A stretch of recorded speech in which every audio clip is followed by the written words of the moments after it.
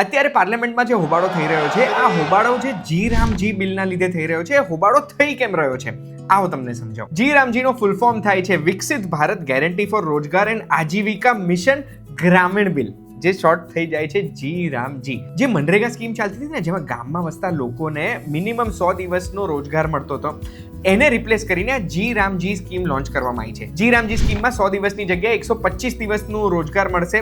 બીજા મોટા તો બધા નિયમો સરખા છે. જે સરખા નથી એ તમને કહેવા માંગુ છું કે મનરેગામાં જે 100% ખર્ચો સરકાર, કેન્દ્ર સરકાર પોતાના ખિસ્સામાંથી કરતી હતી, પોતાના તિજોરીમાંથી, એ હવે વહેંચાઈ જશે. રાજ્ય સરકારે પણ ખર્ચો કરવો પડશે 40% સુધીનો, અને કેન્દ્ર સરકાર 60% સુધીનો કરશે. હા, કેન્દ્ર શાસિત પ્રદેશો એટલે યુનિયન ટેરિટરીઝમાં, પછી નોર્થ ઇસ્ટમાં અને હિમાલયન રિજિયનમાં જેટલા રાજ્યો છે, એ રાજ્યોમાં 10% જ રાજ્ય કરશે અને 90% કેન્દ્ર કરશે.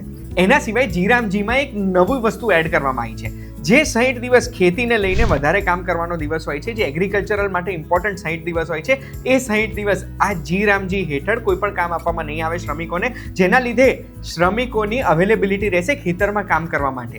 એટલે બીજ રોપણ કે પછી હાર્વેસ્ટિંગ માટે જ્યારે શ્રમિકોની જરૂરત પડે ત્યારે એ મળી રહે ઇઝીલી, એટલે ખેડૂતોને પણ ફાયદો કરાવશે. પછી આર્ટિફિશિયલ ઇન્ટેલિજન્સની પણ વાત કરી છે કે બધા આઉટકમ્સ જે કામો ચાલી રહ્યા છે એ ચેક કરવા માટે એઆઈને પણ યુઝ કરવામાં આવશે.